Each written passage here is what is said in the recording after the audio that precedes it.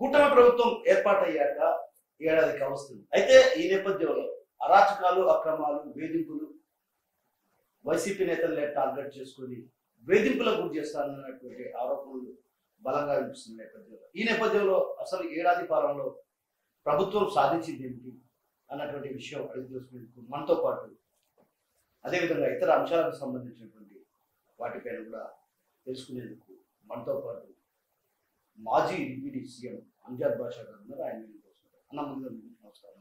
నమస్కారం అండి. టీడీపీ ప్రభుత్వం ఏర్పాటై ఏడాది పూర్తిగా వస్తుంది.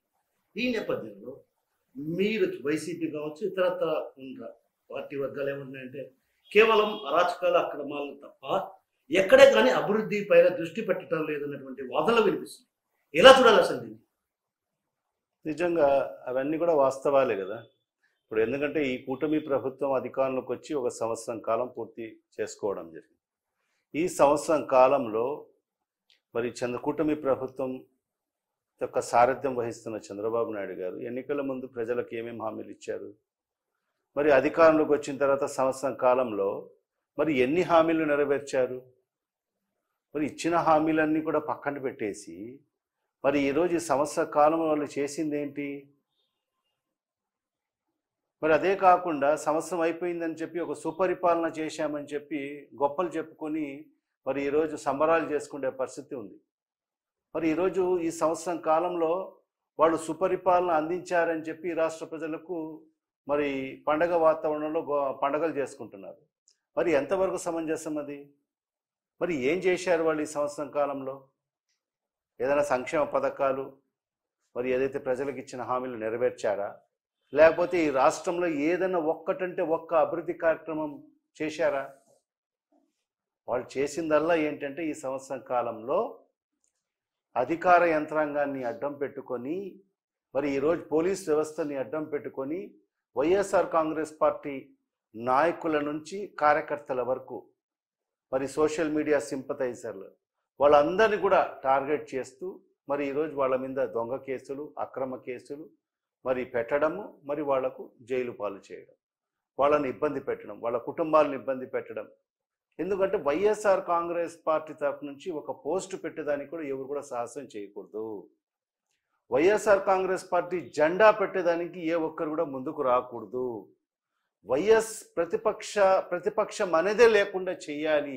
వైఎస్ఆర్ కాంగ్రెస్ పార్టీ తరఫు నుంచి ఎవరైనా మాట్లాడాలంటే భయపడాలి అనే రీతిలో ఈ సంవత్సరం కాలం పూర్తి చేసుకోవడం జరిగింది. అంటే మీ ప్రభుత్వ హయాంలో కూడా ఇదే తరహాలో అరాచకాలు, అక్రమాలు చేశారని వాళ్ళు ఆరోపిస్తున్నారు. ఎక్కడ నిరూపించమనండి, ఏం అక్రమాలు జరిగాయి, ఏం అరాచకాలు జరిగాయి? ఇప్పుడు వాళ్ళ ప్రభుత్వం అధికారంలోకి వచ్చింది కదా. వాళ్ళ ప్రభుత్వం పెట్టడం కానీ అసభ్యకరమైనటువంటి పోస్టులు పెట్టారు. సోషల్ మీడియా అనేది అది బాక్స్ చాతుర్యం. ఎవరైనా ఏదన్నా వాళ్ళ సంబంధించిన ఎవరైనా పెట్టుకోవచ్చు. మరి ఈరోజు ఒక్క పోస్ట్ పెట్టేదానికి కూడా ఈరోజు భయపడే పరిస్థితి ఉంది. మరి వాళ్ళను సోషల్ మీడియా యాక్టివిస్ట్ ఏ విధంగా ఇబ్బంది పెట్టారో మనం చూసాం. ఒకరి మీద ఒక 10-15 స్టేషన్లలో కేసులు నమోదు చేసి ఎప్పుడో పెట్టిన పోస్టులకు మరి 3 ఏళ్ళు 4 ఏళ్ళ తర్వాత ఈరోజు ఎవరో ఒకరి చేత కంప్లైంట్ ఇప్పించి మరి అతన్ని స్టేషన్లు తిప్పి మరి వాళ్ళు చిత్రహింసలు పెట్టి వాళ్ళ మీద 3rd డిగ్రీ ఉపయోగించి మరి పోలీస్ వ్యవస్థను పూర్తిగా నిర్వీర్యం చేసిన పరిస్థితి ఈరోజు ఈ ప్రభుత్వంలో కనిపిస్తుంది. పోలీసులు ఈ ప్రజలను కాపాడేదానికోసము, లా అండ్ ఆర్డర్ కాపాడేదానికోసం పోలీస్ వ్యవస్థ పనిచేస్తున్నట్టుగా లేదు ఈ రాష్ట్రంలో. కేవలం వైఎస్ఆర్ కాంగ్రెస్ పార్టీ నాయకుల నుంచి కార్యకర్తల వరకు ఇబ్బంది పట్టే దాంట్లో ఈరోజు పోలీస్ వ్యవస్థ యమ బిజీగా మరి ఈ రాష్ట్రంలో ఉంది. ఈరోజు చూస్తున్నాం రాష్ట్రంలో చిన్న పిల్లలని కూడా చూడకోకుండా ఆడపిల్లల మీద ఈరోజు అత్యాచారాలు జరుగుతున్నాయి, మానభంగాలు జరుగుతున్నాయి. మరి వాళ్ళు ఈరోజు ఈ రాష్ట్రంలో ఆడపిల్లలు మరి ఈరోజు బయటికి వచ్చే పరిస్థితి లేదు. తల్లిదండ్రులు వాళ్ళ పిల్లల్ని స్కూలుకు పంపించాలన్నా, కాలేజీలకు పంపించాలన్నా కూడా భయపడే రోజులు ఈరోజు కనిపిస్తున్నాయి. మరి వాళ్ళకి ఎక్కడ భద్రత లేదు ఈరోజు మహిళలకు అందరికీ. మరి అలాంటివన్నీ కూడా పక్కన పెట్టేసి మరి ఈరోజు పోలీస్ వ్యవస్థ ఏం చేస్తుంది? మరి ఈరోజు వైఎస్ఆర్ కాంగ్రెస్ పార్టీ నాయకుల్ని ఏ రకంగా వాళ్ళ మీద అక్రమ కేసులు దొంగ కేసులు పెట్టాలి, మరి వాళ్లకు జైలు పాలు చేయాలి. మరి ఇదే పందాలో మరి ఈరోజు పోలీస్ వ్యవస్థ చాలా బిజీగా, మరి ఈరోజు అధికారులందరూ కూడా దీంట్లో పెద్ద బిజీగా ఉన్నట్టుగా నాకైతే స్పష్టంగా కనిపిస్తుంది. అన్న, ఈ ఏడాది పాలనలో కడపలో అప్పటికి ఇప్పటికి ఏం మార్పు వచ్చింది మీ వైసీపీ ప్రభుత్వానికి ఇప్పుడున్నటువంటి టీడీపీ? అది మీరే చెప్పాలి. మా ప్రభుత్వం అయిపోయిన తర్వాత ఈ ప్రభుత్వం వచ్చి 1 సంవత్సరం అయింది. ఈ సంవత్సరం కాలంలో కడపలో ఏం అభివృద్ధి జరిగిందో ఒక్కసారి నేను చెప్తే ఏదో రాజకీయంగా నేను మాట్లాడతానని చెప్పచ్చు, కానీ ఈరోజు ప్రజల వద్దకు వెళ్ళి అడగండి. మరి ఎక్కడైనా ఒక కొత్త పని ప్రారంభమైందా ఈ ప్రభుత్వం వచ్చిన తర్వాత? టెంకాయలు కొట్టారు కదా ఎమ్మెల్యే మాధవరెడ్డి గారు. ఏం టెంకాయలు కొట్టారు? గత ప్రభుత్వంలో శాంక్షన్ అయిన పనులను మరి ఈరోజు ఆమె ఏదో చెప్తారు, పెద్దలు చెప్తారు కదా, సొమ్మొక్కరిది సోకొక్కరిది అన్నట్టుగా గతంలో మనం ప్రారంభించిన కార్యక్రమాలు అది పూర్తి అయినట్టు ఇప్పుడు ఆమె పోయి దానికి శంకుస్థాపన రిబ్బన్లు కటింగ్లు పెట్టడము, మరి కొన్ని రోడ్లు కానీ కొన్ని డ్రైన్స్ కానీ గతంలో మనం శాంక్షన్ చేసినట్టువన్నీ కూడా మరి ఈరోజు ఆమె పోయి టెంకాయలు కొట్టడం తప్ప, మరి ఆమె ఈ సంవత్సరం కాలంలో మన ఎమ్మెల్యే గారు మరి ఈ రాష్ట్రం నుంచి ₹1 నిధులు తీసుకొచ్చి ఏదైనా అభివృద్ధి కార్యక్రమాలు చేశారా అనేది కడప నియోజకవర్గ ప్రజలకు స్పష్టంగా సమాధానం చెప్పాల్సిన అవసరం ఉంది. అంటే చేశారు ఒకటి ఏంటంటే బుగ్గవంకకు సంబంధించి దాంట్లో డబ్బులు దండుకునే దానికోసం మరి ఏదైతే ఇక్కడ మన తెలుగుదేశం పార్టీకి సంబంధించిన మన ఏది ప్రోగ్రాం జరిగింది కడపలో,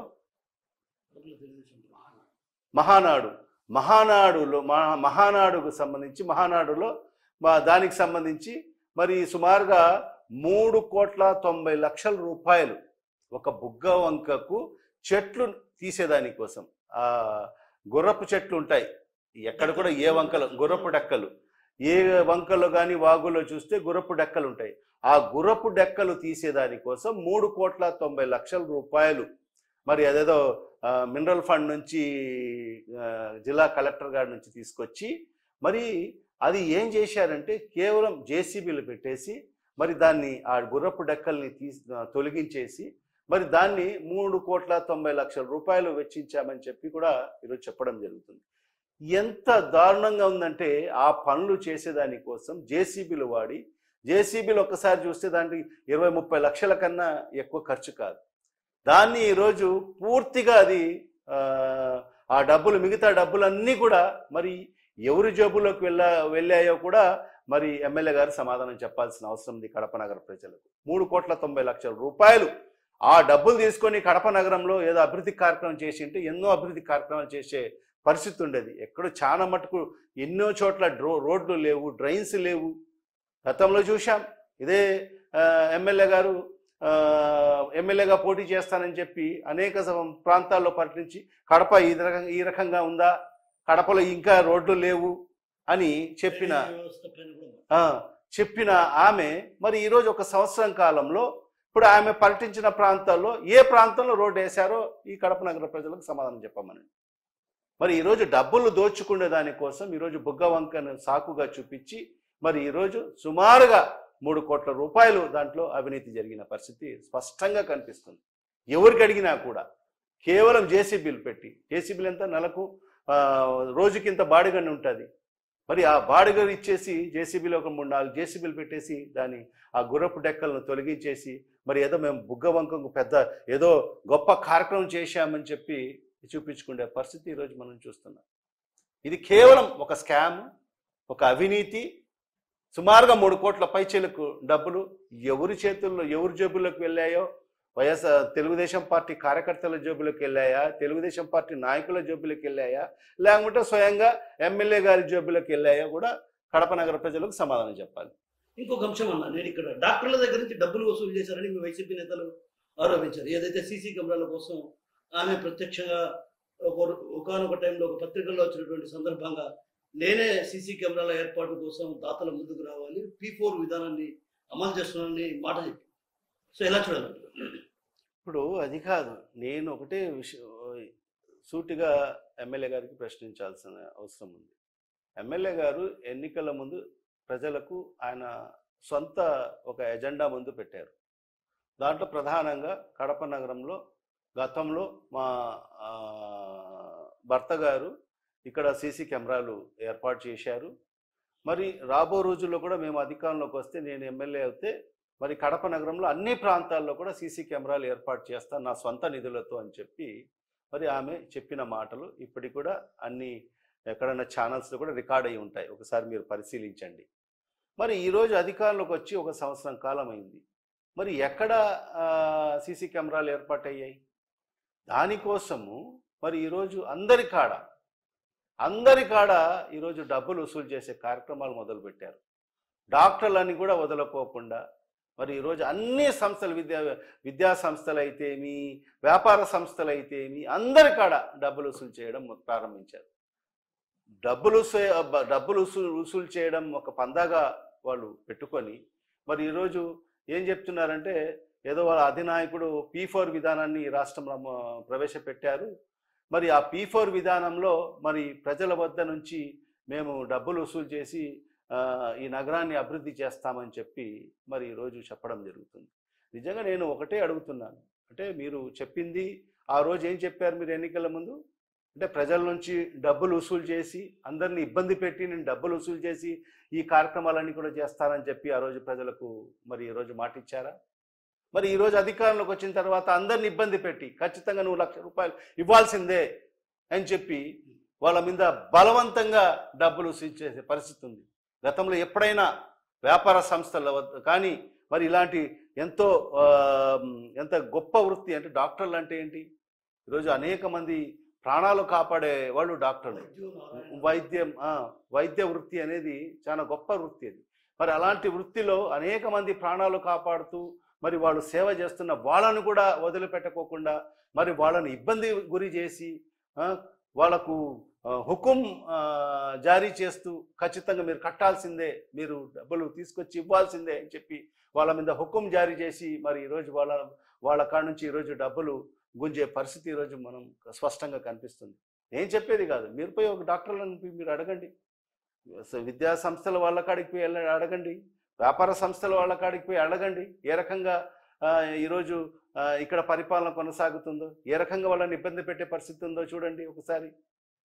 ఏదో ఒకటి సాకు చూపేసి ఈరోజు రియల్ ఎస్టేట్ వ్యాపారస్తుల కాడికి వెళ్ళి అడగండి ఏ రకంగా ఇబ్బందులు పడుతున్నారు. మరి ఈ సంవత్సరం కాలంలో చూడండి, కడపలో ఎక్కడైనా వ్యాపారాలు జరిగే పరిస్థితి ఉందా? వ్యాపారస్తులు అందరూ కూడా ఇబ్బంది పడే పరిస్థితి ఉంది. ఎవరు కూడా సంతోషంగా లేరు ఈ సంవత్సరం కాలంలో. మరి ఈరోజు మాకు వ్యాపారాలే జరిగే పరిస్థితి లేదు. మాకు వాళ్ళకు సంబంధించిన రెంట్స్ కూడా కట్టే పరిస్థితి చాలా ఇబ్బందిగా ఉంది అని చెప్పి కూడా వ్యాపారస్తులు చెప్పే పరిస్థితి ఉంది. మరి ఇవన్నీ కూడా ఎందుకు వచ్చాయి? ఈరోజు వీళ్ళు చేస్తున్న కార్యక్రమాలు, వాళ్ళు చేస్తున్న ఈరోజు మన కడప నగరంలో ఉండే ప్రజాప్రతినిధులు చేస్తున్న మరి అరాచకాలు ఎవరిని కూడా వదిలిపెట్టుకోకుండా మరి ఆయనకు అనుయాయులైన వాళ్ళందరూ కూడా ఇబ్బంది పెట్టే పరిస్థితి ఈరోజు స్పష్టంగా కనిపిస్తుంది. నేను చెప్పేది ఒకటే, ఈ సంవత్సరం కాలంలో వాళ్ళు ఏం చేశారు ఈ కడప నగరంలో? ఒక్క అభివృద్ధి కార్యక్రమం చేశారని చెప్పమనండి. నేను ఈ నిధులు తీసుకొచ్చి ఈ అభివృద్ధి కార్యక్రమం చేశామని చెప్పి. గతంలో మనం ఇచ్చిన జీవోల్ని వాళ్ళు ఏం చేశారంటే డేట్ మార్చి కొత్త జీవోలు తీసుకొచ్చిన పరిస్థితి ఒకటే. ఎందుకంటే షామీరియాకు సంబంధించి మన రవీంద్రనగర్కు సంబంధించిన 2 బ్రిడ్జిలకు సంబంధించి గతంలోనే మనము అదే అడగాల, మీరు పోయి ఎమ్మెల్యే గారిని అడగాలి.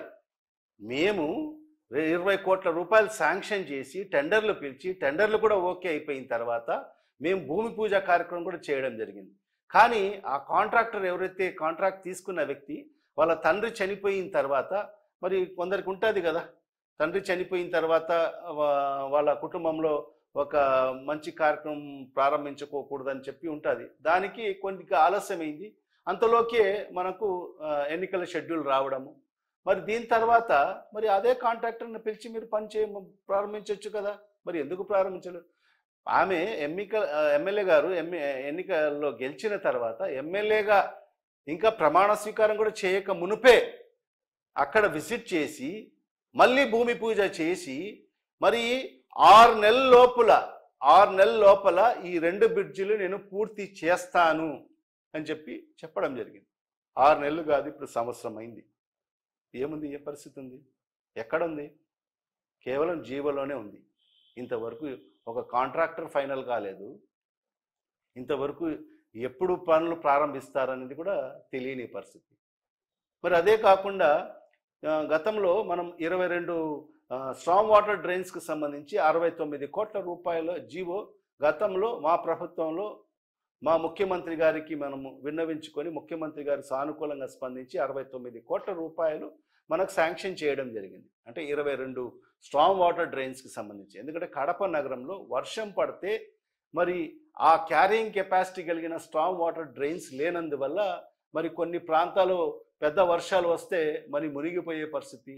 మరి అలాంటి పరిస్థితి మనం అధిగమించాలంటే ఖచ్చితంగా స్ట్రాంగ్ వాటర్ డ్రైన్స్ అనేది కడప నగరానికి చాలా ముఖ్యమని భావించి మరి ఆ రోజు అన్ని కూడా ఐడెంటిఫై చేసి 22 స్ట్రాంగ్ వాటర్ డ్రైన్స్ని 69 కోట్ల రూపాయలతో మనము ఆ రోజు పనులు కూడా ప్రారంభమయ్యాయి. కొన్ని డ్రైన్స్ కూడా కంప్లీట్ అయ్యాయి.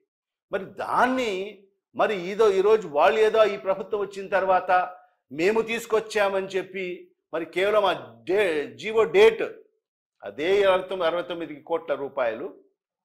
గతంలో మా ప్రభుత్వంలోనే కొన్ని డ్రైన్స్ కూడా పనులు కూడా జరిగాయి. కాంట్రాక్టర్ కూడా ఫైనల్ మా హయాంలోనే జరిగింది.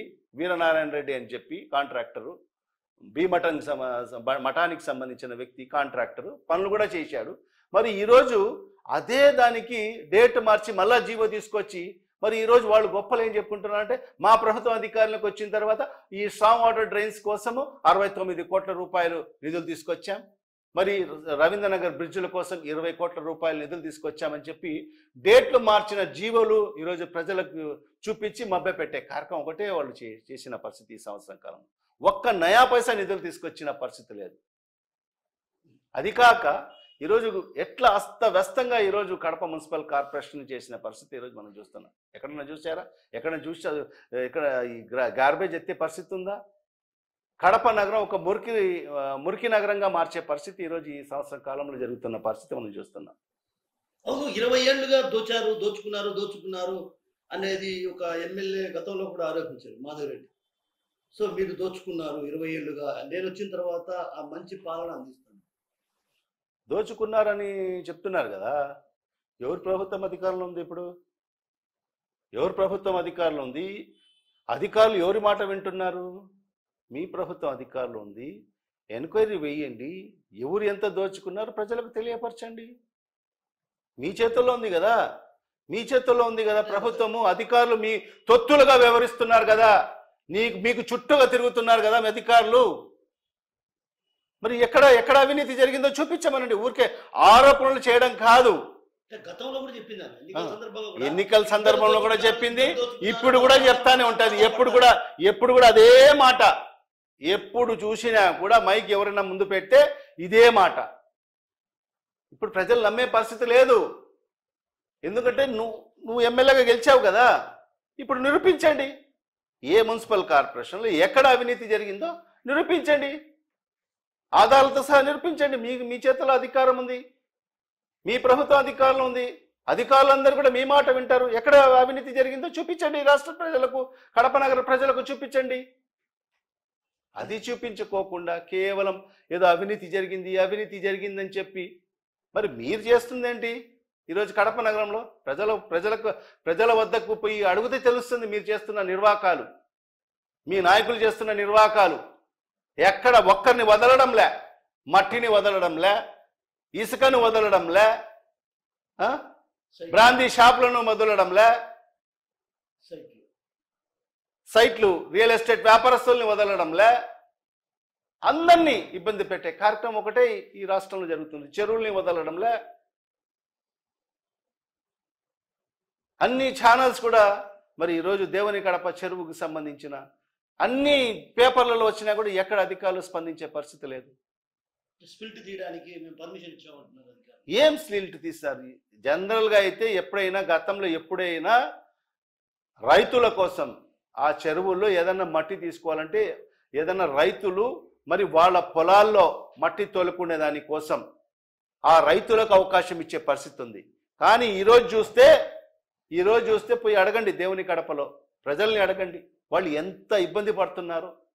ప్రతిరోజు ఒక 20-30 ట్రిప్పర్లు పెట్టి ఒక 2-3 జేసీబీలు పెట్టి మరి ఈరోజు ఏ రకంగా మట్టి తోలుకొని ఆ మట్టిని ఏ రకంగా అమ్ముకుంటున్నారు. రైతులు తీసుకుంటే ఎంత తీసుకుంటారండి? వాళ్ళ పొలాల కోసం, వాళ్ళ ఎకరో అర ఎకరో వాళ్ళకి పొలం ఉంటే దాంట్లో తోలుకునే దానికోసం ఏదో ట్రాక్టర్లో పెట్టుకొని వాళ్ళు తోలుకుంటారు దగ్గర ఉన్న రైతు సోదరులందరూ కూడా. మరి అలాంటిది వదిలేసి మరి ఈరోజు పెద్ద పెద్ద ట్రిప్పర్లు అంటే 30-40 టన్నులు 40-50 టన్నులు పడ్డే ట్రిప్పర్లను తీసుకొని అది పొలాల్లోకి వెళ్తాయా? అవి పొలాల్లోకి వెళ్తాయా? ఒకసారి ఆలోచించండి. ట్రిప్పర్లు పొలాల్లోకి వెళ్తాయా? ట్రాక్టర్లు గతంలో ఎప్పుడైనా కూడా రైతు సోదరులు ట్రాక్టర్లు పెట్టుకొని మరి వాళ్ళ పొలాల్లో ఆ మంచి మట్టి ఉంటుంది కాబట్టి ఆ మట్టి ఒక 10 ట్రిప్పులో 5 ట్రిప్పులో తోలుకునే పరిస్థితి ఉండేది. మరి అలాంటి రైతు సోదరులకు మరి పర్మిషన్ ఇస్తే కూడా అది రైతులకు ఉపయోగపడే పని కాబట్టి మరి ఆ భూమి సారవంతం చేయాలంటే మరి ఈ చెరువు ఏదైతే మట్టిని వేస్తే మంచి పంటలు వస్తాయని చెప్పి అది మంచి కార్యక్రమం. మరి అలాంటి కార్యక్రమాన్ని వదిలేసి ఈరోజు తెలుగుదేశం పార్టీ నాయకులు స్వతహాగా మరి ఆ మట్టిని అమ్ముకునే పరిస్థితి ఉంది. ఎన్ని పేపర్లు రాసినా ఎన్ని ఛానళ్ళు చూపించినా కూడా దాని మీద ఎక్కడ కూడా అధికారుల దగ్గర నుంచి స్పందన లేదు. జిల్లా యంత్రాంగం అంతా కూడా ఏం చేస్తుందో కూడా తెలియని పరిస్థితి. జిల్లా కలెక్టర్ గారు ఏం చేస్తున్నారో తెలియదు. నిద్రపోతున్నాడా కలెక్టర్ గారు, ఏం చేస్తున్నారు కూడా తెలియని పరిస్థితి. ఎవరు స్పందనలో ఎన్ని కంప్లైంట్లు పెట్టినా మహిళలందరూ కూడా మొన్న దాన్ని ఆ జేసీబీల్ని ఆపివేసి మరి ఆ ధర్నా కూడా చేసిన పరిస్థితి చూశాం దేవుని కడపలో. మహిళలందరూ కూడా ఇబ్బంది పడి, ఎందుకంటే ఆ రోడ్లన్నీ కూడా మట్టిమయం అయిపోయి వాళ్ళు ఇళ్లలో ఉండేదానికి కూడా వీలు లేదు. మాకు ఆ దుమ్ము వెహికల్స్ రాకపోకల వల్ల మేము ఇళ్లలో కూడా సంసారం చేయలేని పరిస్థితి. మేము అన్నం తింటున్నా కూడా మరి ఆ అన్నంలో కూడా ఈ మట్టి వచ్చి పడే పరిస్థితి ఉంది అని చెప్పి కూడా మరి వాళ్ళందరూ కూడా వాపోయినా కూడా మరి ఎక్కడ అధికారుల స్పందన లేదు. అంటే ఎందుకు ఈ రకమైన పరిపాలన జరుగుతుంది అనేది అర్థం కాని పరిస్థితి. అంటే తెలుగుదేశం పార్టీ నాయకుల కానుంచి కార్యకర్తల వరకు ఏం చేసినా కూడా అధికారులు చూడనట్టుగా వ్యవహరిస్తున్నారు. పై స్థాయి జిల్లా కలెక్టర్ స్థాయి నుంచి క్షేత్రస్థాయి అధికారులు కూడా చూడనట్టుగా వాళ్ళు ఏం అక్రమాలు చేసినా ఏం చేసినా కూడా మాకు ఎలాంటి సంబంధం లేనట్టుగా అధికారులు వాళ్ళకు చీమ కుట్టినట్టు కూడా లేదు. అన్న ఇప్పటికే మేయర్ సురేష్ బాబు టార్గెట్ అయిపోయింది. ఇక నెక్స్ట్ టార్గెట్ మీరే. ఏం టార్గెట్? ఇద్దరున్నారు, ఒకరు మాజీ అయ్యారు, ఇంకొకరు నాకు టార్గెట్. అంటే ఇద్దరిని టార్గెట్ చేసుకున్నాం, ఇద్దరి భరతం పడతాం. నేను ఎక్కడ ఉండా? ఇక్కడే ఉండా కదా, కడపలోనే ఉండా, ప్రజల్లోనే ఉండా. I'm ready, I'm always ready. మేము ప్రజల వద్దకు వెళ్తాం, ప్రజల సమస్యలు మాకు ముఖ్యం. మరి ఈరోజు వాళ్ళు చేస్తున్న అఘాయిత్యాలు ఖచ్చితంగా, ఎందుకంటే వాళ్ళకు కూడా ఒక హనీమూన్ పీరియడ్ అనేది ఇచ్చాం, 1 సంవత్సరం కాలం పూర్తి చేసుకోవడం జరిగింది. మరి ఇప్పుడు మా అధినాయకుడు కూడా చెప్పాడు, ఖచ్చితంగా రాబో రోజుల్లో ప్రజల్లోనే ఉంటాం. మరి వీళ్ళు చేస్తున్న అక్రమాలు, వీళ్ళు చేస్తున్న దోపిడీలు ఖచ్చితంగా ప్రజల దృష్టికి తీసుకెళ్తాం. ఇన్నేళ్ల కాలంలో మీరు కడపలో ఉన్నారు కదా, ఇన్నేళ్ల కాలంలో ఇలాంటి వాతావరణం ఎప్పుడైనా చూశారా? అసలు ఎందుకు ఇలాంటి వాతావరణం రావడానికి ఎందుకు ప్రధాన కారణం? నిజంగా కడప చరిత్రలో ఒకసారి చూస్తే కడప చరిత్ర ఎంతో ప్రశాంతంగా ఉండే నగరం ఇది.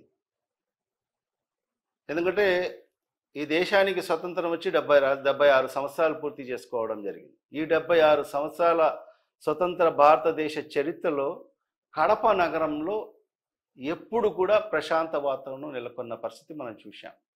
ఏ రాజకీయ పార్టీ అధికారంలోకి వచ్చినా, ఏ ప్రజాప్రతినిధి గెలిచినా ఇక్కడ సంస్కృతి ఎలా ఉంటుందంటే ఎన్నికల వరకు మాత్రమే వైరుధ్యాలు ప్రత్యర్థులుగా పరిగణించుకొని మరి ఎన్నికలకు వెళ్తాం. ఎన్నికలు అయిపోయిన తర్వాత ఒక ప్రశాంత వాతావరణం, ఎందుకంటే ఎవరి పనులు వాళ్ళు చేసుకునే పరిస్థితి ఉంటుంది. మరి వాళ్ళ పార్టీ అధికారంలోకి వచ్చింది, వాళ్ళ ప్రభుత్వం వచ్చింది, మరి వాళ్ళు చేసే కార్యక్రమాలు చేస్తుంటారు. ప్రతిపక్షంలో ఉండేవాళ్ళు మరి ప్రభుత్వం చేస్తున్న ఏదైతే ప్రజలకు విరుద్ధంగా చేసే కార్యక్రమాలను ఎత్తి చూపే కార్యక్రమం ప్రతిపక్షం చేసే పని. మరి ఇవన్నీ కూడా గతంలో ఎప్పుడు కూడా అలాంటి పరిస్థితి ఉండేది కాదు. అది కూడా ఎలాంటి సంస్కృతి ఉండేదంటే ఎన్నికల్లో పోటీ చేసిన తర్వాత కూడా మరి తర్వాత 5 ఏళ్ళు అందరు కలిసిమెలిసి ఉండే పరిస్థితి కడప నగరంలో ఉండేది. ఒకరిని చూస్తే ఒకరు పలకరించే పరిస్థితి ఉండేది. మరి అలాంటి పరిస్థితి ఈరోజు కడప నగరంలో ఉందా? ఇక్కడ ఎట్లా ఉందంటే మనం చూసాం, మా విలేజెస్లో, పల్లెల్లో ఫ్రాక్షన్ వాతావరణం ఎలా ఉంటుంది. మరి ఆ పరిస్థితి ఈరోజు కడప నగరంలో మనం స్పష్టంగా కనిపిస్తుంది. ఫ్రాక్షన్ వాతావరణం. మరి నాయకుల మీద టార్గెట్ పెట్టుకొని, వైఎస్ఆర్ కాంగ్రెస్ పార్టీ సానుభూతి పరుల పైన టార్గెట్ పెట్టుకొని, ఒక ప్రజాప్రతినిధి, నేను అడుగుతాను, ఒక ప్రజాప్రతినిధి గెలిచిన తర్వాత ఎవరైనా ప్రజలు ఆ ప్రజాప్రతినిధి వద్దకు వెళ్తే, నువ్వు నాకు ఓటు వేయలేదు, మీరు నాకు ఓటు వేయలేదని చెప్పే పరిస్థితి ఎప్పుడైనా మనం కడప నగరంలో చూశాము? గజ్జల రంగారెడ్డి కాడి నుంచి తీసుకోండి, కోటిరెడ్డి కాడి నుంచి తీసుకోండి. మరి ఆ సంస్కృతి ఉండేదా? గెలుపు వరకు మాత్రమే రాజకీయాలు. గెలిచిన తర్వాత ప్రజలందరూ కూడా నా వారుగా భావించి, మరి వాళ్ళకి ఏదన్నా అవసరం ఉంటే, వాళ్ళు ఏదైనా పనులకు వస్తే మరి ఆ పనులు చేసే పరిస్థితి మరి ఆ ఏ ప్రజాప్రతినిధి కూడా ఉండాలి. మరి అలాంటి సంస్కృతి మరి ఈరోజు కడప నగరంలో లేదు. ఈరోజు మీరు నాకు ఓటు వేయలేదు, మీరు నాకు సహకరించలేదు, మీరు మాకు చేయలేదు అని చెప్పి సమాధానం, మీరు మా వద్దకు రావద్దండి అని చెప్పే సమాధానము ప్రజలే చెప్తున్నారు. మాకు ప్రజలే చెప్పే పరిస్థితి ఉంది. మహానాడు వేదికగా నేను బుడ్డా వెంగళరెడ్డి గారి ఆడబిడ్డను నా ఇంటికి వస్తే వీల్ చైర్లో పంపిస్తానని హెచ్చరించింది. ఒకప్పుడు రెడ్డప్ప గారి మాధవరెడ్డి గారు అని చెప్పుకునే ఆమె బుడ్డా వెంగళరెడ్డి గారి ఆడబిడ్డను అది నా ఇంటికి వస్తామని చెప్పారు. నా ఇంటికి వస్తానంటే డైరెక్ట్ గా మీకే వార్నింగ్. అది కాదు, అది నాకు కాదు మీరు ప్రశ్నించాల్సింది. పోయి రెడ్డప్ప గారి శ్రీనివాసులు రెడ్డి గారిని పోయి అడగాల మీరు ఇదే ప్రశ్న. మీకు ఇచ్చిన వార్నింగ్, మీరు బెడ్రూమ్ లో ఎదుగుతామని మీ తమ్ముడు అన్నాడు కదా. అది కాదు, ఆయన పేరు అది కాదు, ఆమె పేరు ఎందుకు మార్చుకునిందో రెడ్డప్ప గారి శ్రీనివాసులు రెడ్డి గారిని మీరు ఈ ప్రశ్నపై అడగాలి. ఎందుకంటే ఆమె ఎన్నికల ముందు వరకు, ఎన్నికల్లో గెలిచినంత వరకు నేను రెడ్డప్ప గారి మాధవిరెడ్డి అని చెప్పడం జరిగింది. మరి ఈరోజు గెలిచిన తర్వాత మహానాడు వేదికపై నుంచి మరి ఏదేదో బుడ్డా వెంగళరెడ్డి ఆడపడుచునని చెప్పి ఆమె మాట్లాడడం జరిగింది. దీన్ని ఏ విధంగా మనం అర్థం చేసుకోవాలని చెప్పి ఆమె భర్త గారైన రెడ్డప్ప గారి శ్రీనివాసులు రెడ్డిని అడిగితే ఆయనే దాన్ని వివరంగా చెప్పగలడు. మాకు తెలియదు. అది టచ్ చేస్తే ఎవరు ఆమెకు టచ్ చేసే అవసరం ఎవరికి లేదు. ఎందుకంటే ఎక్కడ కూడా ఇక్కడ ఇదేం ఫ్రాక్షన్ రాజకీయాలు కాదు. ఇక్కడ టచ్ చేసేది నిలదీస్తాం, ప్రజల పక్షాన నిలబడతాం, మరి ప్రజలతోనే నిలదీసే కార్యక్రమాలు చేస్తాం, అంతే తప్ప టచ్ చేసే పరిస్థితి ఎందుకంటే ఉంటుంది. ఏమన్నా పర్సనల్గా మాకేమైనా గొడవలు ఉన్నాయా? అదే కదా, మాకేమైనా వాళ్ళ కుటుంబానికి మా కుటుంబానికి ఏదైనా వైరుధ్యాలు ఉన్నాయా? ఏమైనా కక్షలు ఉన్నాయా గతంలో నుంచి? ఈరోజు రాజకీయాల్లో ఉన్నాం, ప్రజల పక్షాన ఉంటాం. ప్రజలకు మీరు చెప్పిన హామీలు నెరవేర్చినంత వరకు ప్రజల పక్షాన ఉండి పోరాటం చేస్తాం. మీరు చేసిన మీ సొంత అజెండా అయితే ఏమి, మీ అధినాయకుడు చేసిన ఏదైతే సంక్షేమ కార్యక్రమాలు ఏదైతే హామీలు ఇచ్చాడో ఆ హామీలన్నీ కూడా నెరవేర్చే విధంగా మరి ప్రజల వద్దకు వెళ్తాం ఖచ్చితంగా. ఇప్పుడు మన అధినాయకుడు కూడా ఒక ప్రోగ్రామ్ని ఆర్గనైజ్ చేశారు. ఆ కార్యక్రమంలో మరి ఖచ్చితంగా ప్రజల వద్దకు వెళ్తాం. మరి ఏదైతే చంద్రబాబు నాయుడు గారు ఈ ప్రభుత్వం ఎన్నికల ముందు ప్రజలకు ఇచ్చిన హామీలు, మరి ఏ హామీలు ఇచ్చారు ఈ కుటుంబానికి, ప్రతి కుటుంబానికి మీరు ఇది ఇచ్చారు కదా, బాండ్లు లాగా ఇచ్చారు మీ కుటుంబానికి, మా ప్రభుత్వం అధికారంలోకి వస్తే మరి ఇంత డబ్బులు మీకు చేరుతాయి అని చెప్పి. అదే ప్రతి ఇంటికి, ప్రతి గడపకు వెళ్తాం. మీ ఇప్పటి వరకు ఈ సంవత్సరం కాలంలో ఈ ప్రభుత్వం వచ్చిన తర్వాత మీకు చెప్పారు కదా, మరి ఇంతవరకు ఇంత డబ్బులు రావాలి, మీకు ఎంత డబ్బులు వచ్చాయని చెప్పి ప్రజల వద్దకు వెళ్తాం. ప్రజల ద్వారానే మరి వాళ్ళకు నిలదీసే కార్యక్రమం చేస్తాం, అంతే తప్ప ఒకరికి ఇదేదో మనం కుస్తీ చేసే ఇద్దరు వచ్చి కుస్తీ చేసే పరిస్థితి ఉండదు కదా. ఒకరు టచ్ చేసే పరిస్థితి ఎందుకు ఉంటుంది చెప్పేది రాజకీయాల్లో? అన్న మీరు ఒక మాట అన్నారు, వైసీపీ నేతలను టార్గెట్ చేస్తున్నారని. అంటే నేను ఇక్కడ పేరు మీరు దగ్గర ప్రస్తావించాను, కానీ ఒక మాజీ ఎమ్మెల్యేకి సంబంధించినటువంటి సైట్ కడప నగర శివార్లలో ఉన్నటువంటి ప్రాంతంలో డాటెడ్ ల్యాండ్, ఆ డాటెడ్ ల్యాండ్ ఆయన చేయించుకున్నారు. ఆ తర్వాత ఆ డాటెడ్ ల్యాండ్ను తెలుగు తమ్ముళ్లకు అప్పచెప్పారు ఆ బాధ్యతను, తన పేరుట మార్చమని. అంటే దీన్ని ఎలా చూడాలి? ఈ రాజకీయాలను పవర్ బ్రోకర్స్గా భావించచ్చా? అన్నీ ఇవే జరుగుతుండేది. ఈ సంవత్సరం కాలంలో కొందరు మన ఎమ్మెల్యే గారి అనుచరులని చెప్పుకుంటూ గతంలో కూడా వాళ్ళ పని ఇదే, భూ కబ్జాలు, భూదందాలు. మరి వాళ్ళని అడ్డు పెట్టుకొని మరి ఈరోజు ఎక్కడ కూడా ఎక్కడన్నా స్థలాలు, ఖాళీ స్థలాలు ఉన్నాయంటే, లేకుంటే ఎవరన్నా నిరుపేదల స్థలాలు ఉన్నాయంటే వాళ్ళు ఆ స్థలాలను కబ్జా చేయడము, మరి ఇవన్నీ కూడా జరుగుతున్న పరిస్థితి. ఇదేం కొత్త ఏం కాదు. మరి మీ వీళ్ళు పార్టీకి సంబంధించిన మాజీ ఎమ్మెల్యేనే స్వయాన ఇక్కడ తెలుగు తమ్ముళ్ళకి అప్పగించాడు. ఎలా చూడాలి దాన్ని? అంటే మీరు అంటున్నారు కదా, వైఎస్ఆర్ కాంగ్రెస్ పార్టీ నాయకులను టార్గెట్ చేసుకున్నారు, కక్ష సాధింపు. మరి ఈ మిలాఖత్ను ఎలా చూడాలి? మిలాఖాత్ను ఎలా చూడాలంటే వాళ్ళకి ఏ సంబంధాలు ఉన్నాయో మాకైతే తెలియని పరిస్థితి. అంటే రహస్య ఒప్పందాలు జరుగుతున్నాయి. ఏ రహస్యాల ఒప్పందాలు జరుగుతున్నా కూడా నేను ఒకటే చెప్తున్నాను, మరి దాని మీద ఎందుకు ఎమ్మెల్యే గారు స్పందించడం లేదు? అదే అనేది పవర్ బ్రోకర్స్, అంటే పాలిటిక్స్ లో పవర్ బ్రోకర్స్ ఉన్నంత కాలం ఇలాంటి వ్యవస్థ బ్రోకరిజాన్ని ప్రోత్సహిస్తుంది ఎవరు? బ్రోకర్లను ప్రోత్సహిస్తుంది ఎవరు? వాళ్ళ వెనకల ఎవరి హస్తం ఉంది? అది మీరు ముందు పసిగట్టాలి. వాళ్ళ వెనకల ఆ బ్రోకర్, ఎవరైతే బ్రోకర్లు అంటున్నారు కదా, ఆ బ్రోకర్ల వెనకల ఎవరి హస్తం ఉంది? వాళ్ళ హస్తం లేకపోతే ఆ పనులు జరుగుతాయా?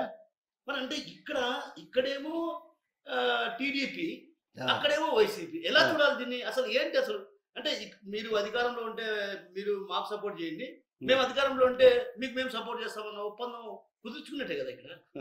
అది ఎట్లనో వాళ్ళని ఆమెనే పోయి అడిగితే, శాసనసభ్యురాలని అడిగితే, మీ పార్టీ లీడర్ కూడా అదే ఆమెకు వాళ్ళకి ఏం సంబంధాలు ఉన్నాయో మాకైతే తెలియదు. కడప నగరం సంబంధించిన అంశం కాబట్టి మిమ్మల్ని అడగాలి. అంటే వాళ్ళకి ఏం సంబంధాలు ఉన్నాయో మాకైతే తెలియదు కదా. వాళ్ళకి ఏం సంబంధాలు ఉన్నాయో మాకైతే తెలియదు. అది ఎమ్మెల్యే గారిని అడిగితే బాగా చెప్తుంది. మాకైతే తెలియని పరిస్థితి. నా గతంలో మీ పైన పలు ఆరోపణలు చేశారు, అవినీతి అక్రమాలకు పాల్పడ్డారని. ఇప్పుడు ఏడాది పాలన పూర్తయింది. ఇప్పటి వరకు మేయర్ సురేష్ బాబుని టార్గెట్ చేసుకున్నారు. ఆ తర్వాత కొంత వెనక్కి తగ్గడం, అంటే ప్రభుత్వం కొంత వెనక్కి తగ్గిందా, లేకుంటే ఊహాత్మకంగా అడుగులు వేస్తుందని భావించచ్చా మేయర్ సురేష్ బాబు? నిజంగా ఇవాళ అవన్నీ కూడా కేవలం ఈరోజు ఒకటే, నేను ప్రజా సమస్యలు పట్టవాళ్లకు నేను ఒకటే, ఒక ప్రజాప్రతినిధిగా మున్సిపల్ కార్పొరేషన్లో జనరల్ బాడీ మీటింగ్ జరుగుతుంది. జనరల్ బాడీ మీటింగ్లో ఇప్పుడు ప్రభుత్వం ఎవరుతుంది?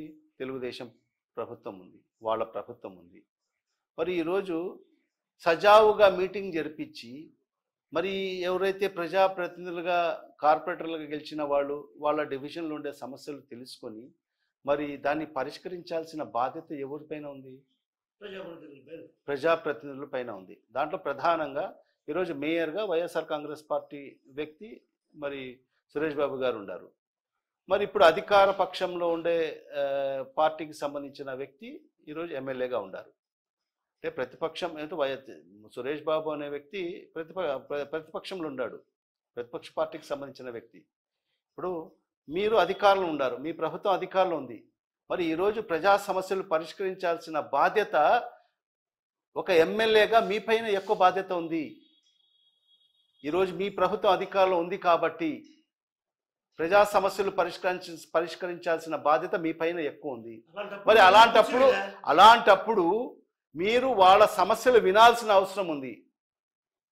మీరేం చెప్తున్నారు? ఇప్పుడు ఆమెకు బాధ్యత ఎక్కువ ఉంది అని అంటున్నారు. అవును, మరి కుర్చీ ఎందుకు వేయలే? కుర్చీ తీసేసి ఈ కుర్చీలాటనా? ఇది కుర్చీలాటనా? ప్రజా సమస్యలు కాదా?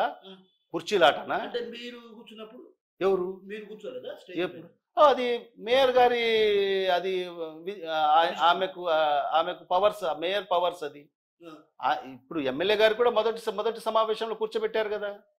కూర్చోబెట్టారా లేదా? కూర్చోబెట్టారా కదా. దాన్ని ఆమె కాపాడుకోలేకపోయింది. ఎక్కడ రూల్ లేదు పైన కూర్చోబెట్టాలని.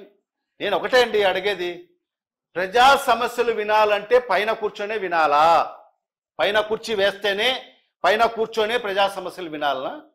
ప్రజా సమస్యలు పరిష్కరించాలనా ఒక ప్రజాప్రతినిధి? ఎక్కడి నుంచైనా తన గళాన్ని వినిపించవచ్చు, ఎక్కడైనా కూర్చొని గళాన్ని వినిపించవచ్చు. ఇప్పుడు మా శాసనసభలో ఉన్నాము, ఎమ్మెల్యేగా గెలిచిపోతాము, పోయి మనము స్పీకర్ పక్కన నాకు చైర్ వేయాలని చెప్పి అడగగలమా? మనకు కేటాయించిన సీట్లో కూర్చొని మాకు నియోజకవర్గానికి సంబంధించిన సమస్యలు ప్రభుత్వ దృష్టికి తీసుకురావాలి, ముఖ్యమంత్రి దృష్టికి తీసుకురావాలి. మరి ఇదే కార్యక్రమం చేయాలి. మీ గొర్రెలు వాళ్ళ గొర్రెలు ఏం రూల్ ఏం కాదు, రూలే కాదు, అది రూలే లేదు. అది ఆయన అధికార విచక్షణతో ఆయనకు ఆ రోజు కూర్చోబెట్టారు, మేమందరం సహకరించాము. మీకు కూడా అవకాశం ఇచ్చాడు ఆయన, కానీ ఎమ్మెల్యే గారు దాన్ని సద్వినియోగం చేసుకోలేకపోయారు. ఇప్పుడు నేను ఒకటే, అవన్నీ పక్కన పెడతాం, అవన్నీ కుర్చీ వేశారా లేదా అనేది పక్కన పెడతాం. అంటే ప్రజా సమస్యలు ఏమైపోవాలి, గాలికి వదిలేయాలా ప్రజలకు? ఇప్పుడు మీరు గెలిచింది ప్రజల ఓట్లతోనే కదా గెలిచింది. మీరు ప్రజా సమస్యలు పరిష్కరించాల్సిన బాధ్యత మీ పైన ఉందా లేదా? ఈరోజు డివిజన్లలో అనేక సమస్యలు ఉన్నాయి. మరి కార్పొరేటర్లు అందరూ కూడా మొరబెట్టుకుంటున్నారు. ఒక మీటింగ్ పెట్టండి, ఆ మీటింగ్లో మా సమస్యలు, మా డివిజన్కు సంబంధించిన మా డివిజన్లో ప్రజలు పడుతున్న ఇబ్బందులు మేము వివరిస్తాము, చెప్తామని చెప్తే కూడా వినే ఓపిక లేకపోతేట, విని దాన్ని పరిష్కరించాల్సిన బాధ్యత ఈరోజు అధికార పక్షమైన తెలుగుదేశం పార్టీకి, తెలుగుదేశం పార్టీ ఎమ్మెల్యేకు ఎక్కువగా ఉంది. కాబట్టి మరి ఎక్కడ కూర్చుంటే ఏముంది? ప్రజా సమస్యలు పరిష్కరించే దానికోసం పైన వేదిక పైన కూర్చొని పరిష్కరించాలని ఏం లేదు. ఎక్కడ కూర్చొనైనా మనం ప్రజా సమస్యలు పరిష్కరించవచ్చు. మేము కూడా అదే కోరుతున్నాం. ఆ రోజు వాళ్ళు గౌరవం ఇచ్చారు, కానీ ఎమ్మెల్యే గారు దాన్ని కాపాడుకోలేకపోయారు. కాబట్టి మరి ఈ పరిస్థితి ఉంది. అవును, ఇప్పుడు అధికారులు మొన్న జరిగినటువంటి సమావేశంలో అధికారులు పైన ఆమె దగ్గరే ఉండటాన్ని, మేయర్ సురేష్ బాబు చాంబర్లోకి రాకపోవటం కానీ, తర్వాత మెజారిటీ సభ్యులు ఉన్నా కూడా అక్కడికి వచ్చి సర్వసభ్య సమావేశం హాలు కోర్టు ఒక రకంగా ఆదేశాలు ఇచ్చినా కూడా ఆ ఆదేశాలను కూడా బేఖాతారు చేయడానికి, అంటే కమిషనర్ ఏమంటున్నాను, కమిషనర్ కావచ్చు, అధికారులు కావచ్చు, అంతా కూడా రకంగా హైకోర్టు స్టే ఏమనిచ్చింది, హైకోర్టు ఉత్తర్వులు ఇచ్చింది, కాన్ఫరెన్స్ హాల్లో సమావేశం పెట్టండి, కాన్ఫరెన్స్ హాల్ను కూడా సమావేశాన్ని తాళం పెట్టండి. అంటే ఒక రకంగా కాన్ఫరెన్స్ అంటే ఆ కార్పొరేషన్ పరిధిలో మేయర్ సురేష్ బాబుకి ఆధీనంలోనే ఉంటుంది. అలాంటి కార్పొరేషన్లోనే తాళాలు వేసుకోవడాన్ని ఎలా చూడాలి? ఇది చాలా దారుణము. ఎందుకంటే కార్పొరేషన్ పరిధి అనేది మేయర్ ఆధీనంలో ఉండాలి. సర్వసభ్య సమావేశం ఎక్కడ నిర్వహించాలనేది కూడా నిర్ణయించేది మేయర్ గారే. మేయర్ గారు ఆదేశిస్తే మరి ఆ మీటింగ్ని కేవలం కమిషనర్ కన్వీన్ చేయాలి, అంతే. ఆ మీటింగ్ని నిర్వహించాలి, మేయర్ గారి ఆదేశాలను నిర్వహించాలి కమిషనర్ అనే వ్యక్తి. మరి అలాంటిది పక్కన పెట్టేసి వాళ్లకు అధికారం ఉందని చెప్పి ఈరోజు ఎమ్మెల్యే గారి అండదండాలు ఉన్నాయని చెప్పి ఈరోజు అధికారులందరూ కూడా మెజార్టీ సభ్యులు సుమారుగా 39 ప్రజాప్రతినిధులు, కార్పొరేటర్లు మరి ఈరోజు వాళ్ళు కాన్ఫరెన్స్ హాల్లో, ఎందుకంటే కోర్టు ఆర్డర్ కూడా ఉంది, కాన్ఫరెన్స్ హాల్లో నిర్వహించుకుంటామని చెప్పి వాళ్ళు కోర్టుకు వెళ్తే కోర్టు కూడా ఆర్డర్స్ ఇవ్వడం జరిగింది. సజావుగా కాన్ఫరెన్స్ హాల్లో నిర్వహించండి, వాళ్లకు పూర్తిగా భద్రత కల్పించండి అని చెప్పి కూడా పోలీస్ డిపార్ట్మెంట్కు కోర్టు ఆదేశాలు ఇవ్వడం జరిగింది. మరి దానికి అనుగుణంగా మరి ఆ కాన్ఫరెన్స్ హాల్ని తాళాలు వేసేసి పోయి ఎమ్మెల్యే కాడ పక్కన నిలబడుకోవడము మరి ఏ రకంగా చూడాలి కమిషనర్ని? అంటే కమిషనర్ అనే వ్యక్తి సమన్వయం చేయాల్సిన బాధ్యత ఉంది. ఎక్కడన్నా ఎమ్మెల్యేకు, మేయర్కు సమన్వయం చేయాల్సిన బాధ్యత. అలాంటి వ్యక్తి సమన్వయం పక్కన పెట్టేసి మరి ఈరోజు అధికారం ఉందని చెప్పి మరి వాళ్ళు ఆయనకి ఇక్కడ కమిషనర్గా తీసుకొచ్చారు కాబట్టి మరి ఆమెకు ఒత్తాసు పలుకుతాము, అధికార పార్టీకి మేము ఒత్తాసు పలుకుతామంటే దాని పర్యవసనం తర్వాత ఉంటుంది. అందుకే మేము దానికి కూడా ఈరోజు కోర్టులో ఛాలెంజ్ చేస్తున్నాం. మరి అధికారుల ఏదైతే తీరు పైన కూడా కోర్టులో ఛాలెంజ్ చేస్తున్నాం. ఖచ్చితంగా వీళ్ళకందరికీ కూడా న్యాయస్థానాల ముందు నిలబెడతాం. ఎంతటి అధికారైనా అందరినీ కూడా న్యాయస్థానం ముందు నిలబెడతాం, ఖచ్చితంగా దోషులుగా నిలబెడతాం, ఖచ్చితంగా చేస్తాం. మీపై కూడా కొంత ఆరోపణలు చేసింది గత ఎన్నికల సందర్భంగా, ఉద్యోగాల భర్తీ విషయంలో కావచ్చు, తదితర అంశాలపైన కూడా భారీ స్థాయిలో అవినీతికి, అక్రమాలకు పాల్పడ్డారు. అదే కదా, నేను చెప్పేది అదే కదండి. మేయర్ గారి పైన అలిగేషన్ చేశారు, నా పైన చేశారు. ఎందుకంటే వాళ్ళు గెలవాలని చెప్పి అసత్యాలు అన్నీ మాట్లాడేసి ఈరోజు వాళ్ళు గెలిచారు. వాళ్ళ ప్రభుత్వం అధికారులు ఉంది, వాళ్ళ అధికారులందరూ కూడా వాళ్ళ మాట వింటారు. సంవత్సరం కాలం అయింది, ఏ అవినీతి జరిగిందో నిరూపించండి. సంవత్సరం కాలంలో మీరు ఒక్క అవినీతి కూడా మీరు నిరూపించలేకపోయారంటే దాని అర్థం ఏంటి చెప్పండి? దాని అర్థం ఏంటి? నేను కాదు, ఒక సంవత్సరం కాలంలో వాళ్ళు చెప్పిన అనేక ఆరోపణలు ఒక్క ఆరోపణ అయినా నిరూపించారా? రోడ్డు గడ్డగా టవర్ కూడా కట్టారు. ఇప్పుడు కూడా టవర్ ఉంది. అది ఏం చేశారు? టవర్ తీసేశారా పోయి? రోడ్డు గడ్డగా టవర్ కట్టారు కదా. రోడ్డు గడ్డగా ఆ రోజు 7వ వింత 8వ వింత అని చెప్పారు. ప్రపంచంలో 8వ వింత అన్నారు. ఈ రోజు కూడా 8వ వింత. ఆమె సంవత్సరం అయిన తర్వాత కూడా 8వ వింత అక్కడే ఉంది. ఇప్పుడు వాళ్ళ అధికారం ఉంది కదా, 8వ వింతని తొలగించవచ్చు కదా. నేను అదే కదా చెప్తాండేది. 8వ వింతగా పోయి తొలగించవచ్చు కదా. ఆరోపణలు చేసినంత మాత్రాన కాదు, ఆరోపణలు నిరూపించాలి. ఈ సంవత్సరం కాలంలో మీరు ఎందుకు ఒక్క ఆరోపణ కూడా నిరూపించలేకపోయారు అంటే కేవలం ఆరోపణల వరకే ఉన్నాయి అంతే. ఎన్నికల్లో గెలిచేదానికోసం మేము ఆరోపణలు చేశాం అంతే, గెలిచాం, అయిపోయి. ఎన్నికల సందర్భంగా మారుమూల ప్రాంతాల్లోకి వెళ్ళింది, డ్రైనేజ్ వ్యవస్థను చూసింది. అబ్బా అబ్బా ఇంత దారుణమైనటువంటి వ్యవస్థ ఉందండి. ఇప్పుడు ఆ వ్యవస్థ మారిందా? మళ్ళీ మీరే ఆ ప్రాంతంలో ఎక్కడైతే ఆ వీడియోలన్నీ ఉన్నాయి, మీరు ఆమె పర్యటించిన ప్రాంతాలన్నీ కూడా ఉన్నాయి. మరి ఈరోజు మళ్ళీ మీరే మీడియా మిత్రులందరూ కూడా కలిసి వెళ్ళి చూడండి. మరి ఎక్కడన్నా మార్పు వచ్చిందా ఒకసారి చూడండి. ఎక్కడన్నా డ్రైన్స్ ఎక్కడన్నా నిర్మాణం అయ్యాయేమో చూడండి. ఒక్క పని కూడా జరగని పరిస్థితి ఈ సంవత్సరం కాలంలో. మరి ఈరోజు నిధులు తీసుకొస్తే కదా పనులు జరిగేది. గతంలో మనం చేసిన కార్యక్రమాలని ఈరోజు రిబ్బన్ కటింగ్లు చేసుకుంటా, టెంకాయలు కొట్టుకుంటా మనం ప్రారంభించిన కార్యక్రమాలు చేశారు తప్ప మరి ఈరోజు ఒక్క కొత్త పని ఈ సంవత్సరం కాలంలో చేసిన దాఖలాలు ఉన్నాయా? లేదు. అన్ని వ్యవస్థలు దిగజారిపోయాయి. ప్రజలు ప్రతి వీధుల్లో కూడా ఎక్కడ చూసినా కూడా మురికి మనం ఎక్కడికి చూసినా కనిపిస్తుంది. ఈరోజు గార్బేజ్ ఎత్తే పరిస్థితి లేదు. మరి ఇవన్నీ కూడా పూర్తిగా ఈ ప్రభుత్వం సంవత్సరం కాలంలో వైఫల్యం చెందింది అనేది దీనికి పూర్తిగా నిరూపణ కావడం జరిగింది. పూర్తిగా ఈ సంవత్సరం కాలంలో ఈ ప్రభుత్వం పూర్తి అన్ని రంగాల్లో విఫలం కావడం జరిగింది. అన్న, సిపి బ్రౌన్ అంశానికి సంబంధించి అప్పటి జగన్మోహన్ రెడ్డి హయాంలో నిధులు కేటాయించారు, స్థల సేకరణ జరిగింది, అంతా జరిగింది. ఆ తర్వాత భూమి పూజ విషయంలో కొంత ప్రోటోకాల్ వివాదం, అదేవిధంగా శిలాపలకాల వివాదం దారితీసినటువంటి పరిస్థితి. అంటే ఎలా చూడాలంటే నేను ఏమంటున్నానంటే ఆ సిపి బ్రౌన్ గ్రంథాలయం అనుసంధానం అయింది వైవియుకు సంబంధించినటువంటి అంశం, వైవియు యూనివర్సిటీ. సో కానీ ఇక్కడ పేర్లకు సంబంధించినటువంటి వివాదాలు రావడం, ఆదినారాయణ రెడ్డి పేరు వేస్తే ఒక విధంగా స్పందించడం, అదేవిధంగా చైతన్యారెడ్డి పేరు, అంటే ఎమ్మెల్యేల మధ్య ఇంత వివాదాలకు దారితీస్తుందంటే ఎలా చూడాలి? కడప ఎమ్మెల్యే మాధవిరెడ్డి, చైతన్యారెడ్డి పేరు, తర్వాత ఆదినారాయణ రెడ్డి పేరు, ఈ ముగ్గురి పేర్లులో కొంత వివాదం జరిగింది. ఇంత దారుణం అంటే అది యోగి వేమన యూనివర్సిటీకి అనుసంధానం కావడం జరిగింది. ఏంటి? సిపి బ్రౌన్ లైబ్రరీ గతంలో రాజశేఖర రెడ్డి గారు ఉన్నప్పుడు దాన్ని జగన్మోహన్ రెడ్డి గారు ముఖ్యమంత్రి అయిన తర్వాత మరి ఆ రోజు సిపి బ్రౌన్కు సంబంధించిన పెద్దలందరూ కూడా ఆనాటి ముఖ్యమంత్రి జగన్మోహన్ రెడ్డి గారికి వచ్చి మాకు ఈ సిపి బ్రౌన్కు సంబంధించిన మాకు ఒక బిల్డింగ్ కావాలి అని చెప్తే దానికి పక్కనే ఒక స్థలానికి సంబంధించి కూడా నిధులు కేటాయించడం జరిగింది. కన్స్ట్రక్షన్స్కి సంబంధించిన కూడా నిధులు మరి జగన్మోహన్ రెడ్డి గారు ముఖ్యమంత్రిగా ఉన్న సందర్భంలోనే మరి జీవో కూడా ఇవ్వడం జరిగింది. మరి దాన్ని గతంలో ఒక ముఖ్యమంత్రి స్థాయిలో జగన్మోహన్ రెడ్డి గారు కూడా దాన్ని భూమి పూజ కూడా చేయడం జరిగింది. భూమి పూజ కూడా చేయడం జరిగింది. తర్వాత అది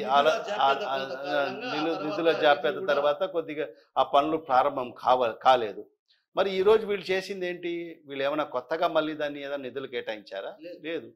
మరి ఈరోజు మళ్ళీ దాన్ని శంకుస్థాపన చేయాలి అంటే మళ్ళీ భూమి పూజ కార్యక్రమం చేయాలని చెప్పి తలపెట్టి మరి ఒక శిలాఫలకం తయారు చేసి ఆ శిలాఫలకంలో పేర్ల విషయంలో నా పేరు పైన రావాలా అని చెప్పి మరి ఆ పేర్ల విషయంలో మరి అది పక్కన పడేయడం జరిగింది. దానికి డబ్బులు శాంక్షన్ అయ్యి అన్నీ కూడా జరిగిన తర్వాత కూడా టెండర్లు ఫైనలైజ్ అయిన తర్వాత కూడా కేవలం వీళ్ళ ఏదైతే పేర్ల విషయంలో మరి ఈరోజు ఆ పనులన్నీ కూడా జరగకుండా ఈరోజు ఉన్న పరిస్థితి వాస్తవం. మరి దాన్ని నేను ఇదే చెప్తున్నాను, అక్కడ పేరు విషయమే, మరి ఇక్కడ నా కుర్చీ విషయమే. అంటే వీళ్ళు ఇప్పుడు గెలిచిన ప్రజాప్రతినిధులకు ప్రజల సమస్యలు పట్టవు, మరి అభివృద్ధి చేయాలని ఒక తలంపు లేదు. కేవలం నా ఆధిపత్యం, నాకు పైన కుర్చీ వేస్తేనే మీటింగ్ జరగాలి, అక్కడ నా పేరు పైన వస్తేనే ఆ పనులు ప్రారంభం కావాలి. ఒక వైస్ ఛాన్సలర్ కూడా సారీ చెప్పమన్నారు. అదే ఒక వైస్ అంటే వ్యవస్థ ఎట్లా పోతుంది? వ్యవస్థ ఎక్కడ ఉందండి? అన్ని వ్యవస్థలు సర్వనాశనం చేశారు, అన్ని వ్యవస్థలు సర్వనాశనం చేశారు. పోలీస్ వ్యవస్థను సర్వనాశనం చేశారు, రెవెన్యూ వ్యవస్థను సర్వనాశనం చేశారు, విద్యా వ్యవస్థను సర్వనాశనం చేశారు. ఏ వ్యవస్థ బాగుందని చెప్పండి ఈ రాష్ట్రంలో? అన్ని వ్యవస్థల్ని సర్వనాశనం చేసి వాళ్ళకు అనుకూలంగా ఉంటేనే ఆ అధికారి మనుగడ కొనసాగుతుంది.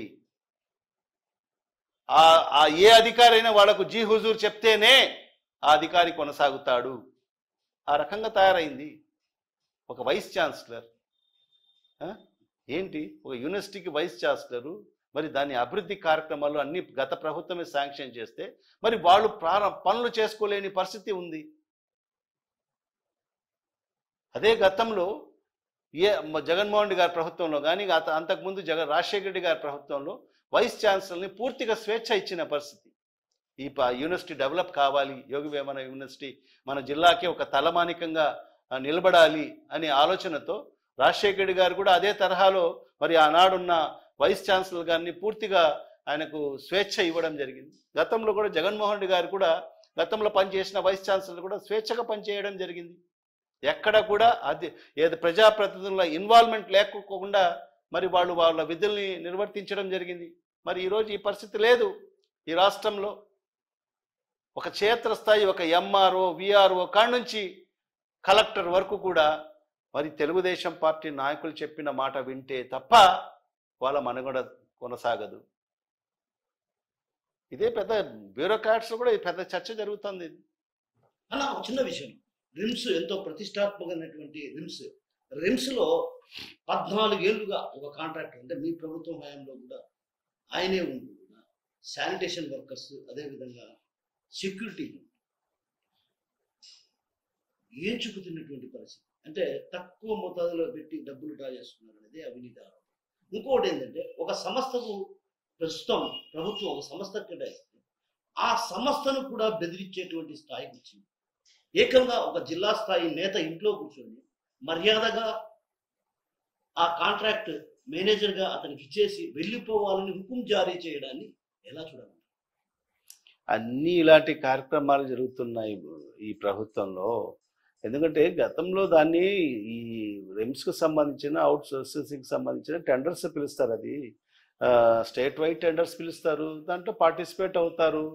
పార్టిసిపేట్ అయితే వాళ్ళు ఎవరైతే A1గా ఆ టెండర్స్లో నిలుస్తారో మరి ఆ సంస్థ దక్కించుకుంటుంది. అదే ఇప్పుడు గతంలో ఎప్పుడు మా ప్రభుత్వంలో ఎవరిని బెదిరించిన పరిస్థితి లేదు. మరి ఈరోజు ఈ ప్రభుత్వంలో ఖచ్చితంగా ఆ సంస్థల్ని కూడా బెదిరించే పరిస్థితి ఉంది. అన్ని సంస్థలను బెదిరించి మరి వాళ్లకు అదే కమిషన్ల కోసము బెదిరించే పరిస్థితి ఉంది, వాళ్ళ అనుయాయులకు కట్టబెట్టే పరిస్థితి ఉంది. ఎవరైనా కూడా హుకుం జారీ చేసి, గతంలో మనం చూసాం మా ప్రభుత్వంలో 5 ఏళ్ళు ఎవరైనా మున్సిపల్ కార్పొరేషన్లో టెండర్లు వేసుకునే పరిస్థితి ఉండేది. ఎవరైనా స్వేచ్ఛగా వచ్చి మన ఇక్కడే వాళ్ళు కాదు ఇతర వాళ్ళు కూడా వచ్చి ఆన్లైన్ టెండర్స్, అది ఆన్లైన్ టెండర్స్లో అందరూ కూడా వేసే పరిస్థితి ఉండేది. కానీ మొన్న 15th ఫైనాన్స్కి సంబంధించిన నిధుల్లో టెండర్స్లో మరి హుకుం జారీ చేయడం జరిగింది. ఇదే ఎమ్మెల్యే గారు వాళ్ళ భర్త గారు ఎవరో ఒక 4 కాంట్రాక్టర్లను పెట్టేసి వాళ్ళు మాత్రమే వేస్తారు, ఎవరు కూడా వేయకోకూడదు టెండర్స్ అని చెప్పి హుకుం జారీ చేయడం జరిగింది. ఈ రకంగా జరుగుతున్నాయి. ఎందుకంటే అధికార బలం ఉంది, అధికారులు వాళ్ళకు ఒత్తాస పలుకుతున్నారు. మరి అలాంటప్పుడు వాళ్ళ హుకుం జారీ చేస్తున్నారు. ఈ రకంగా అన్ని వ్యవస్థల్ని ఈరోజు సర్వనాశనం చేసేసిన పరిస్థితి ఈరోజు ఈ రాష్ట్రంలో కనిపిస్తుంది. అన్న, వైసీపీ ఏడాది పాలనకు ఇప్పుడున్నటువంటి టీడీపీ ప్రభుత్వం ఏడాది పాలనకు చూస్తే మీరే ఒక పెన్షన్ తప్ప మిగతా ఏ అమలు చేయలేదని మీరే ఆరోపించారు. సో అప్పటి వైసీపీ పాలన చూసుకుంటే అప్పట్లో ఈ ఏడాది పాలనలోనే మీరు ఏదైతే ఇచ్చినటువంటి హామీలు అన్ని అమలు చేశారా? మేము మొదటి సంవత్సరంలోనే మనం ఇచ్చిన 80% హామీలు అమలు చేసిన పరిస్థితి. మొదటి సంవత్సరం చూసుకోండి, మీరు ఎత్తి చూసుకోండి. అమ్మఒడి చెప్పాం, అమ్మఒడి ఇచ్చాం. రైతు భరోసా చెప్పాం, రైతు భరోసా ఇచ్చాం. మరి అదేవిధంగా పెన్షన్లు పెంపు చెప్పాం, పెన్షన్లు పెంచి ఇచ్చాం. మరి అదేవిధంగా ఆటో కార్మికులకు మనం 10,000 రూపాయలు ఇస్తామని చెప్పాం, వాళ్ళకి ఇచ్చాం. మరి అదేవిధంగా మహిళలకు అందరికి కూడా 18,750 రూపాయలు చేయూత కింద ఇస్తామని చెప్పాం, అది ఇచ్చాం. కాపు నేస్తం ఇచ్చాం. 80% హామీలు వైఎస్ఆర్ కాంగ్రెస్ పార్టీ ప్రభుత్వంలో జగన్మోహన్ రెడ్డి గారి సారథ్యంలో మొదటి సంవత్సరంలోనే మనము 80% హామీలు అమలు చేశాం. మరి ఈరోజు వాళ్ళు చేసింది ఏంటి? ఒక పెన్షన్ తప్ప సంవత్సరం కాలంలో వాళ్ళు ఇచ్చిన హామీల ప్రకారం అయితే ఒక సంవత్సరంలో సుమారుగా 85,000 కోట్ల రూపాయలు ప్రజలకు ఇవ్వాలి సంక్షేమ పథకాల రూపంలో. వాళ్ళు ఏం చేశారు? ఒక్క పెన్షన్ తప్ప ఏమి ఇచ్చారు చెప్పండి? అవన్నీ కూడా వాళ్ళు బాగా ఒక గ్యాస్ సిలిండర్ ఇచ్చారు, అది కూడా కొందరికి మాత్రమే. సుమారుగా ఈరోజు గృహిణీలు సుమారుగా 1,25,00,000 ఉన్నారు. ఆ 1,25,00,000లో కేవలం కొందరికి మాత్రమే ఒక్క సిలిండర్, సంవత్సరానికి 3 సిలిండర్లు ఇస్తానని చెప్పి ఒక్క సిలిండర్ మాత్రం ఇచ్చిన పరిస్థితి ఉంది. మరి ఇవన్నీ కూడా అదే రేపు కార్యక్రమం చేస్తున్నాం మనం. ఖచ్చితంగా ఒక సంవత్సరం కాలంలో ఈ ప్రభుత్వం ప్రజలకు ఏమేమి హామీలు ఇచ్చారు, ఆ బాండ్ల రూపంలో ఎంత ఇచ్చారు, మీరు ఈ సంవత్సరం కాలంలో ఈ రాష్ట్ర ప్రజలు ఎంత నష్టపోయారనేది ప్రతి ఇంటికాడికి వెళ్ళి వాళ్లకు వివరంగా చెప్పే కార్యక్రమం రేపు జరగబోతుంది. వైఎస్ఆర్ కాంగ్రెస్ పార్టీ సంస్థల ఎన్నికలు ఈసారి చాలా ఎత్తులకు పై ఎత్తులు, వ్యూహాత్మకమైనటువంటి అడుగులు వేసి, అంటే గతంలో మీరు ఏ విధంగా అయితే దౌర్జన్యాలకు పాల్పడి మేము ఎక్కడ దౌర్జన్యాలు ఎక్కడ చేసుకున్నారో, ఎక్కడ ఒక్క చోట కూడా ఫలానా చోట దౌర్జన్యం జరిగిందని చెప్పమనండి. బెదిరింపులకు పాల్పడలేదు, ఎక్కడ కూడా లేదు. కేసులు పెట్టి వేధింపులు చేయలేదు. ఎవరి మీద కేసు చెప్పమనండి. ఒక్కరి మీద కేసులు. జిల్లాలో జరిగినటువంటి స్థానిక సంస్థల ఎన్నికల్లో మీరు ఎవరిని బెదిరియలేదా? ఎక్కడ బెదిరించిన దాఖలాలు లేవు. అక్రమ దొంగ కేసులు పెట్టిన దాఖలాలు లేవు. అది సర్టిఫికెట్లు ఇవ్వకుండా కూడా చేసినటువంటి సందర్భాలు ఈ ప్రభుత్వంలో జరిగిందండి. అది ఈ ప్రభుత్వంలో జరిగింది. స్థానిక సంస్థలు ఎంఆర్ఓలను సంబంధించిన వాళ్ళు సర్టిఫికేట్ ఇవ్వకోకుండా వాళ్ళు ఎంఆర్ఓలు అందరినీ కూడా ఒక చోట కూర్చోబెట్టుకున్న పరిస్థితి ఈ ప్రభుత్వంలో జరిగింది. మా ప్రభుత్వంలో అట్లాంటి ఏమీ జరగలేదు. ఏకగ్రీవాలంటే ఎవరు కూడా ముందుకు రాలేదు. సింగిల్ నామినేషన్ ఉంటే ఖచ్చితంగా ఏకగ్రీవాలు జరుగుతాయి. సింగిల్ నామినేషన్ ఏం లేదు, మీరు బెదిరించారని అంటున్నారు కదా. ఎవరు బెదిరించేది కాదు కదా. ఎక్కడ ఎవరిని కూడా వైఎస్ఆర్ కాంగ్రెస్ పార్టీ హయాంలో ఎవరిని కూడా బెదిరించిన పరిస్థితి లేదు. మీరు ఈసారి జరగబోయేటువంటి స్థానిక సంస్థల ఎన్నికల్లో గట్టి పోటీని ఇవ్వబోతున్నారు. ఒకవేళ అదే విధంగా గతంలో ఏ విధంగా అయితే మీరు అరాచకాలు చేశారు, అదే విధంగా వాళ్ళు కూడా అరాచకాలు తెరలేపితే పరిస్థితి ఖచ్చితంగా వైఎస్ఆర్ కాంగ్రెస్ పార్టీ స్థానిక సంస్థల్లో అన్ని స్థానాల్లో కూడా పోటీ చేస్తుంది. మా కడప మున్సిపల్ కార్పొరేషన్లో కూడా 50 స్థానాల్లో కూడా వైఎస్ఆర్ కాంగ్రెస్ పార్టీ అభ్యర్థులు పోటీ చేస్తారు. ఖచ్చితంగా వైఎస్ఆర్ కాంగ్రెస్ పార్టీ స్థానిక సంస్థల ఎన్నికల్లో కూడా ఘన విజయం సాధించే అవకాశాలు మెండుగా ఉన్నాయి. ఎందుకంటే ప్రజా వ్యతిరేకత అలా ఉంది. ఈ సంవత్సరం కాలంలో ఈ ప్రభుత్వం ఏ కార్యక్రమాలు కూడా చేయలేదు. మరి అభివృద్ధి కార్యక్రమాలు చేయలేదు, సంక్షేమ కార్యక్రమాలు చేయలేదు. మరి ఈ సంవత్సరం కాలంలోనే ప్రజల్లో ఒక చర్చ జరుగుతుంది. గతంలో జగన్మోహన్ రెడ్డి ప్రభుత్వం ఎంతో మేలుగా ఉన్నింది. మనకు ప్రతి నెల ఏదో ఒక సంక్షేమ పథకం ద్వారా మనకు లబ్ధి జరిగేది. మరి గతంలో ఈ కడప నగరం కానీ ఈ జిల్లా కానీ అన్ని విధాలుగా అభివృద్ధి జరిగిన పరిస్థితి. మరి ఈ సంవత్సరం కాలంలో ఒక్క నయా పైసా ఈ జిల్లా అభివృద్ధి కోసం వచ్చిన పరిస్థితి లేదు. జరగబోదు కూడా. ఈ జిల్లాను ఈ తెలుగుదేశం ప్రభుత్వం ఎప్పుడు కూడా ఈ జిల్లాను విస్మరిస్తుందని చెప్పి ఈ జిల్లాలో పూర్తిగా ప్రజలందరూ కూడా ఇప్పటికే ఒక నిర్ణయానికి వచ్చేశారు. రేపు జరగబోయే స్థానిక సంస్థల ఎన్నికల్లో కూడా ఖచ్చితంగా వైఎస్ఆర్ కాంగ్రెస్ పార్టీ విజయకేతనం ఎగరవేస్తుంది. చివరిగా ఒక మాట అడిగేసి మిమ్మల్ని క్లోజ్ చేస్తాను. ఒకప్పుడు మీ పార్టీలోకి సంబంధించినటువంటి ఒక నాయకుడిది కాల్వ అన్నారు. ఆ తర్వాత ఇప్పుడు కాల్వ పోయి ఫ్లాట్లు వచ్చేసాయి. తర్వాత కాలువ అంతా కూడా ఎక్కడ కూడా లేని పరిస్థితి. ఎలా చూడాలి దీన్ని? కాలువలను కూడా కబ్జా చేయడాన్ని ఎలా చూడాలి? ఇది ఎట్లా ఉంటుందంటే, వైఎస్ఆర్ కాంగ్రెస్ పార్టీలో ఉంటే అతను దొంగ, అదే వాడు పార్టీ మారి తెలుగుదేశం పార్టీ కండువ కప్పుకుంటే దొంగ పోయి దొర అవుతాడు. ఇది జరుగుతుంది.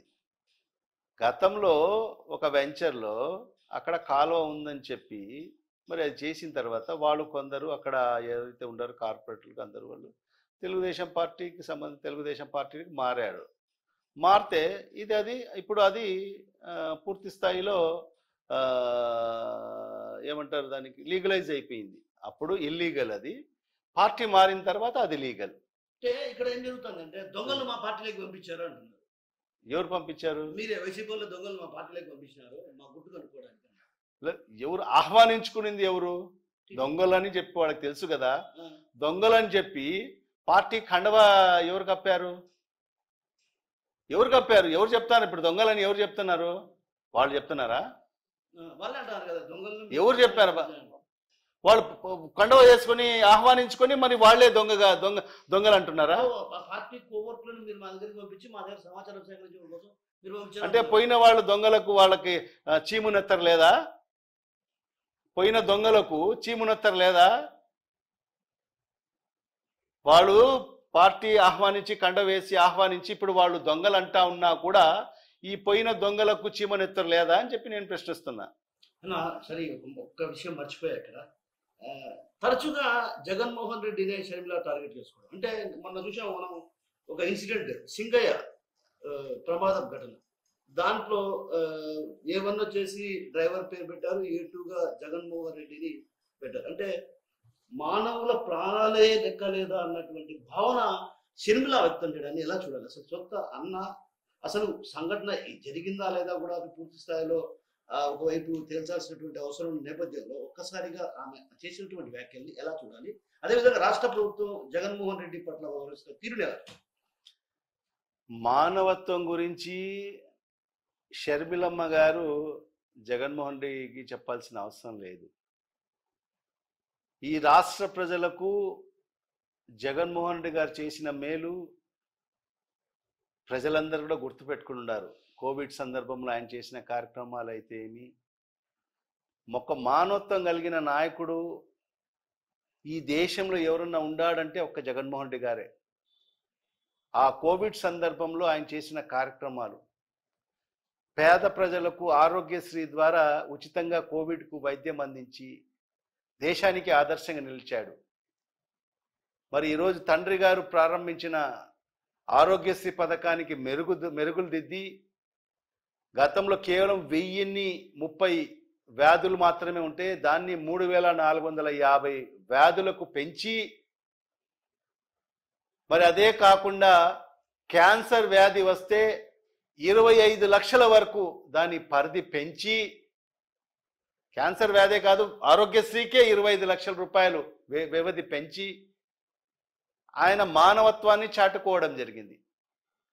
అలాంటి వ్యక్తి, ఒక వ్యక్తి అతని కారు కింద పడినా కూడా తెలిసి కూడా ముందుకు వెళ్ళాడంటే ఎవరు ఈ రాష్ట్రంలో ఎవరు కూడా నమ్మే పరిస్థితి లేదు.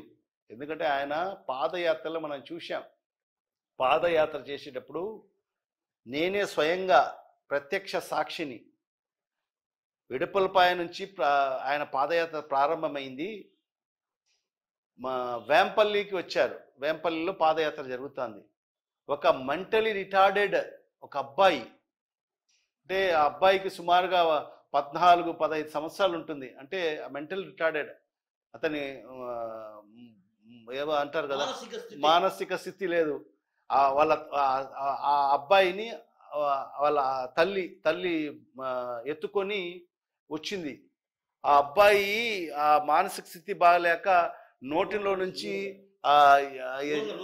నురగపోతా ఉంది. అది చూసి ఒక నాయకుడు తన సొంత చెయ్యితో ఇట్లా తుడిచాడు. ఇది మానవత్వం అంటే. తుడిచి ఆ అమ్మాయి వాళ్ళ తల్లితో మాట్లాడి ఆ తల్లికి ఆ అబ్బాయికి నేను అన్ని రకాల వైద్య సదుపాయాలు మేము మా పార్టీ తరఫు నుంచి మేము అందిస్తామని చెప్పి ఆ రోజు ఆ తల్లికి భరోసా కల్పించాడు. అట్లా అలాంటి సంఘటనలు అనేకంగా ఉన్నాయి ఆయన పాదయాత్రలో. అట్లా మానవత్వం కలిగిన వ్యక్తి తన కారు వద్ద ఒక మనిషి పడిపోయాడు అంటే తెలిసి కూడా వెళ్ళాడని, ఇవన్నీ కూడా అపోహలు మాత్రమే, ఇది సృష్టించింది మాత్రమే. నిజంగా ఆ కారు బుల్లెట్ ప్రూఫ్ కార్ అంటే సుమారుగా 4.5 టన్నుల నుంచి 5 టన్నులలో ఉంటుంది అది. మరి ఆ కారు మీద కూడా సుమారుగా ఎస్కార్ట్స్ ప్రజలందరూ కూడా ఎక్కి ఉండారు. అలాంటి కారు కింద టైర్ కింద మనిషి పడితే అసలు ఎట్లా ఉంటుంది? అసలు అసలు నేలమట్టం అవుతాడు, తలకాయ కూడా పగిలిపోతుంది టైర్ ఎక్కితే. మరి అలాంటిది ఈరోజు కొన్ని గ్రాఫిక్స్ యూజ్ చేసి దాన్ని ఏదో ఒక రకంగా జగన్మోహన్ రెడ్డిని ఇబ్బంది పెట్టాలి, జగన్మోహన్ రెడ్డిని భవిష్యత్తులో బయటికి రాకుండా చెయ్యాలి అనే ఆలోచనతోనే మరి ఈరోజు ప్రభుత్వం మరి అతని మీద, మరి జగన్మోహన్ రెడ్డి గారి మీద అయితేమి, మరి ఆ వెహికల్ ఆ డ్రైవర్ మీద కేసులు పెట్టడము ఇది మొదటిసారి మనం వింటున్నాం. ఇప్పటికీ అనేక దేశమంతా కూడా యాక్సిడెంట్స్ జరుగుతుంటాయి.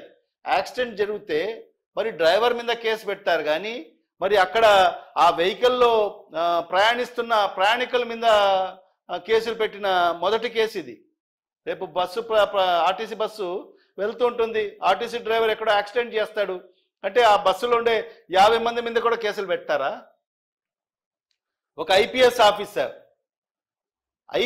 ఆఫీసర్ ఇదే ఆఫీసరు ఈ సంఘటన జరిగిన తర్వాత మరుసటి రోజు ప్రెస్ కాన్ఫరెన్స్ పెట్టి ఏం చెప్తాడు? ఆ కాన్వాయ్కి సంబంధించి జగన్మోహన్ రెడ్డి కాన్వాయ్కి సంబంధించిన వెహికల్ అతనికి గుద్దలేదు, ఏదో టాటా సఫారీ వెహికల్ AP 2600 ఏదో నంబర్ కూడా చెప్తాడు. ఆ నంబర్ వెహికల్ మరి అతన్ని ఢీకొంది దాన్ని అని చెప్తాడు. మరి అదే ఐపీఎస్ ఆఫీసర్ మళ్ళా 2-3 రోజుల తర్వాత మరి జగన్మోహన్ రెడ్డి వెహికల్ కిందనే అతను పడ్డాడు అని చెప్పి కేసు నమోదు చేస్తాడు. అంటే చూడండి, పోలీస్ వ్యవస్థ కూడా ఎక్కడికి దిగజారుతుందో ఒకసారి ఆలోచన చేయాలి ప్రజలందరూ కూడా, ఈ రాష్ట్ర ప్రజలందరూ. ఒక ఐపీఎస్ ఆఫీసర్ క్రెడిబిలిటీ, ఐపీఎస్ అంటే ఏంటి? ఐపీఎస్ ఆఫీసరే ఈ రకంగా మాట్లాడి ఈరోజు ఆ దొంగ కేసులు అక్రమ కేసులు పెడతా ఉంటే వీళ్ళ భయం అంతా కూడా ఒకటే, జగన్మోహన్ రెడ్డి గారిని ఏదైతే ఇప్పుడు చూస్తున్న ప్రజాభిమానం ఉందో, ఇక జగన్మోహన్ రెడ్డిని వదిలేస్తే మన పరిస్థితి ఉండదు, మనం శూన్యం అవుతాము, జగన్మోహన్ రెడ్డిని ప్రజల్లోకి వెళ్ళనీయకోకూడదు అనేది ఆంక్షలు పెట్టడము. మరి ఆంక్షలు పెట్టడము, మరి దాన్ని ఈరోజు కేసులు పెట్టడము, భవిష్యత్తులో ఆయన ప్రజల్లోకి వెళ్ళకోకూడదు, ప్రజల్లో తిరగనీయకూడదు అనే ఒక కుట్రలో భాగంగానే మరి ఇవన్నీ కూడా కేసులు కూడా నమోదయ్యాయని చెప్పి కూడా మేము బలంగా నమ్ముతున్నాం. లాస్ట్గా చివరిగా డైరెక్ట్ సూటిగా సంబంధించి 4 ఏళ్ళ అధికారంలో ఉండి కూడా కొంతమంది టీడీపీకి సంబంధించినటువంటి కీలక నేతలు పార్టీ మారడాన్ని ఎలా చూడాలి? 4 ఏళ్ళ అధికారం ఉంది, అయినా కూడా 4 ఏళ్ళ అధికారం ఉండి కూడా మీ పార్టీలోకి రావడం ఎలా చూడాలి? అంటే ఇప్పటికీ వాళ్ళకు కూడా తెలుస్తుంటుంది కదా ప్రజల నాడి. నాయకుడు అనేవాడు ఏంటి? నాయకుడు ఎవరు చెప్తారు చెప్పండి? నాయకుడు అనేది ఎవరు చెప్తారు? ప్రజల నాడిని తెలుసుకునేవాడే నాయకుడు. మరి అలాంటి నాయకులు అందరూ కూడా ప్రజల నాడిని తెలుసుకోవడం జరిగింది.